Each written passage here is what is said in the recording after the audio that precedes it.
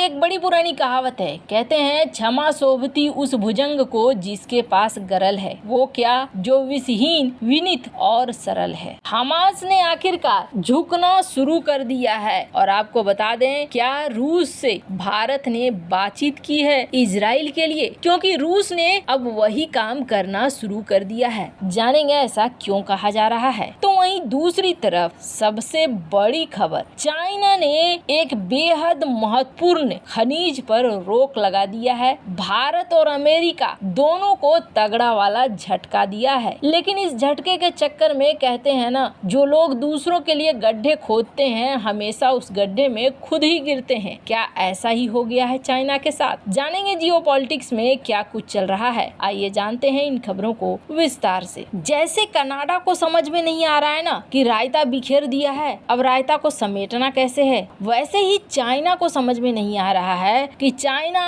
अपने बिखेरे हुए रायते को कैसे समेटे। अब चाइना ने कौन सा रायता बिखेर दिया है, तो आपको बता दें चाइना ने पंगे ले लिए यूरोपीय यूनियन से। 28 देशों के इस समूह ने कहा कि इलेक्ट्रिक व्हीकल में हम जो सब्सिडी दे रहे हैं आपको, वो जच नहीं रहा है, हम इस पर जांच करेंगे। इसके बाद इन्होंने कहा कि सिर्फ यही नहीं, और भी व्यापार की चीजों पर हम जांच करेंगे कि चाइना के साथ हमारे व्यापारिक रिश्ते कैसे होने चाहिए, हमें कहाँ छूट देना चाहिए और कहाँ छूट नहीं देना चाहिए। अब यूरोपीय यूनियन के द्वारा ये निर्णय लिया गया, लेकिन ऐसा लगता है जैसे चाइना को लग रहा है कि ये यूरोपीय यूनियन के द्वारा लिया गया निर्णय नहीं है, बल्कि ये निर्णय अमेरिका के द्वारा लिया गया है और अमेरिका को मुझे मजा चखाना है। दरअसल इलेक्ट्रिक व्हीकल के नाम पर बहुत सारे डंपिंग कर रहा था यूरोप में चाइना, और यूरोप अब इस डंपिंग को बर्दाश्त नहीं कर रहा था। जब चाइना ने देखा कि इलेक्ट्रिक व्हीकल को लेकर जो छूट मिल रही थी हमें, वो छूट नहीं मिलने वाली है, तो अब चाइना ने एक बहुत बड़ा अनाउंसमेंट कर दिया।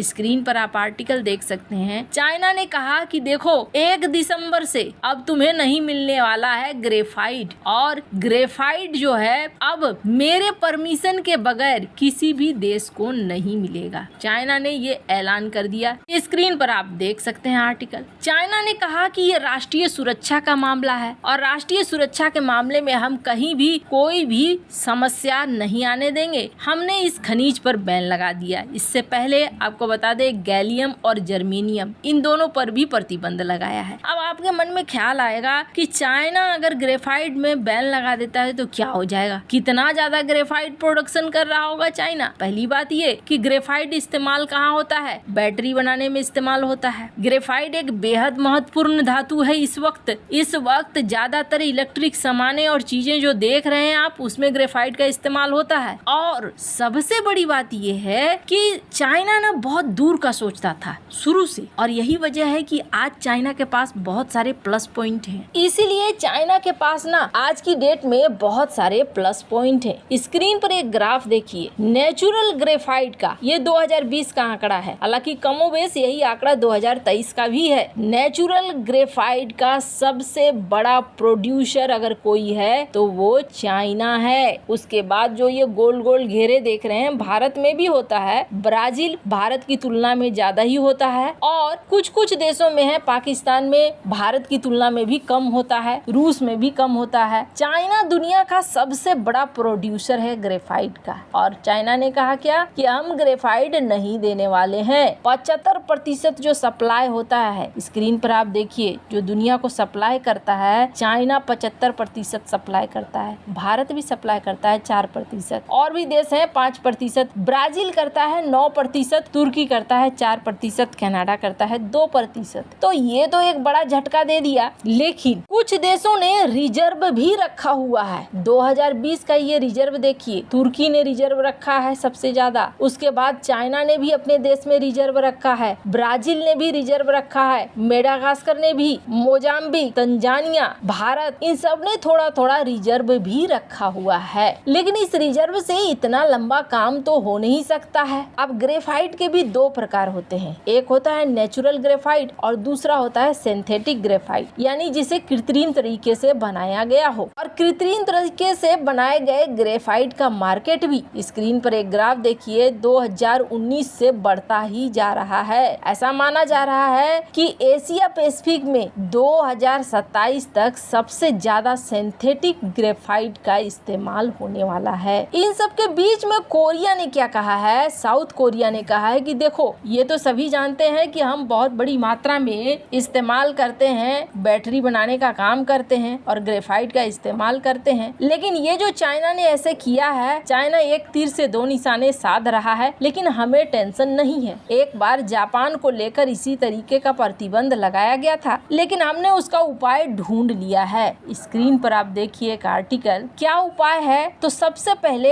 ये जो 14 देशों ने मिलकर IPEF साइन किया है, इसके तहत इंडो पैसिफिक इकोनॉमिक फ्रेमवर्क तैयार किया गया था और इसमें यह तय हुआ था कि इस संगठन के जो मेंबर होंगे, ये देश आपस में अगर कोई भी खनिज या किसी चीज की कमी होती है तो एक दूसरे को साथ लेकर चलेंगे। अभी इनका उम्मीद है ब्राजील, लेकिन सच मानिए इससे भी प्रॉब्लम सॉल्व नहीं होने वाली है। ऐसे में अब ये देश प्रोडक्शन करेंगे सिंथेटिक ग्रेफाइट का और सर्च करेंगे नेचुरल ग्रेफाइट का, ये तो तय है। अब या तो सिंथेटिक रडार बनाया जाए या फिर नेचुरल की खोज की जाए, यही ऑप्शन बचता है। खैर, जहाँ एक तरफ ये सब कुछ हो रहा है तो वहीं दूसरी तरफ हाल ही में इजराइल के दूतावास से भारत को ये कहा गया था, जो यहाँ राजदूत हैं नियोर गिलोन, कि आप अपने संपर्कों से बात कीजिए और हमास से 200 बंधकों को छुड़ाने के लिए कहिए। अब देखा ये जा रहा है कि रूस ने हमास से बात की है, जिसमें 200 से ज्यादा इजरायली बंधकों को छुड़ाने के मुद्दे पर चर्चा हुई है। गाजा और इजराइल के बीच युद्ध आक्रामक हो रहा है। ऐसे में दावा किया जा रहा है कि इससे दुनिया के कई देशों के बीच जंग भड़क सकता है। ऐसा इसलिए भी कहा जा रहा है क्योंकि दुनिया की 2 महाशक्तियों की इस युद्ध में लगभग एंट्री हो गई है। इस बीच रूस और अमेरिका की एंट्री ने कोल्ड वॉर की यादें ताजा कर दी है। गाजा में 4137 लोगों की मौत हुई है। आपको बता दें, गाजा पट्टी में करीब 12,845 आवास खंडहर बन गए हैं और 24 घंटे के भीतर इजराइल की बमबारी में बहुत सारी जानें भी गई हैं। हालांकि ये शुरुआत हमास ने करा और हमास ने ही पहले इजराइल के अंदर हमला किया और जिसका नतीजा ये हुआ कि इजराइल ने यहाँ पर जवाब दिया।